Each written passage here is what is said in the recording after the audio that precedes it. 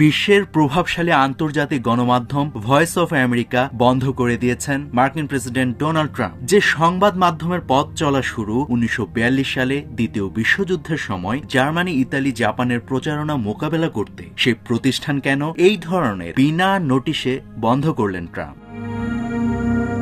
83 বছর পর বিশ্বব্যাপী পরিচিত ও প্রভাব অর্জন করা ভয়েস অফ আমেরিকা এখন কার্যত স্থবির। ওয়াশিংটন ডিসির সরকারি অফিস পাড়ায় উইলিয়াম জে কোহেন ভবনে একসময় ভয়েস অফ আমেরিকার একাধিক ভাষার সাংবাদিকদের ব্যস্ততায় মুখর থাকত।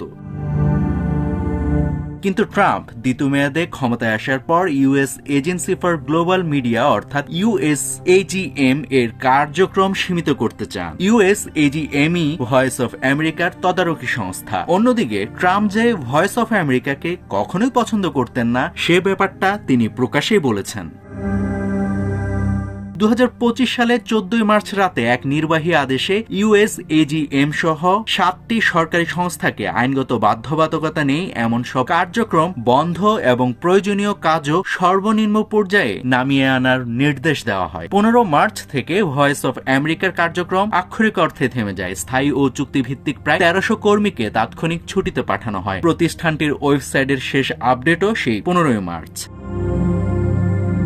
এর আগে ধাপে ধাপে কর্মী ছাঁটাই শুরু হয়। ফেব্রুয়ারি মার্চে প্রফেশনারি স্টাফ 40 জন চাকরিচ্যুত হন। পরে মামলা পাল্টা মামলার মধ্যেই মে মাসে 500 কন্ট্রাক্টর এবং আগস্টে 532 জন স্থায়ী কর্মীকে ছাঁটাইয়ের নোটিশ দেওয়া হয়, যা সেপ্টেম্বরে আদালত স্থগিত করে।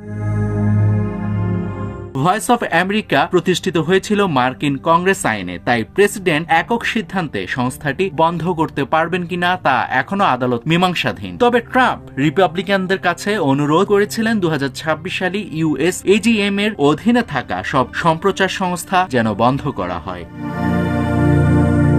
আইনগত বাধ্যবাধকতা মেনে সীমিত প্রচার বজায় রাখতে ভয়েস অফ আমেরিকা বর্তমানে আফগানিস্তানের জন্য পশতুদারি, ইরানের জন্য ফার্সি এবং চীনের জন্য মান্ডারি ভাষায় সম্প্রচার চালু রেখেছে। কিউবায় স্প্যানিশ ভাষায় রেডিও মার্টিনিও চালু আছে। এগুলো যুক্তরাষ্ট্রের জাতীয় নিরাপত্তার অগ্রাধিকারের তালিকায় রয়েছে।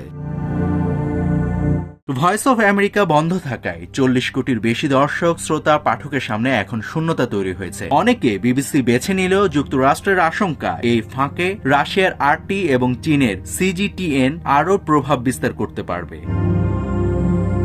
ভয়েস অফ আমেরিকা বাঁচবে কিনা শেষ পর্যন্ত তা অনেকটাই নির্ভর করছে কংগ্রেস ও আদালতের উপর। রিপাবলিকানদের একটি অংশ এবং ডেমোক্রেটদের অভিন্ন অবস্থান থাকলে সংস্থাটি আংশিক হলেও ফেরত আসার সম্ভাবনা রয়েছে। নাভিদ হাসান, সোনালী নিউজ।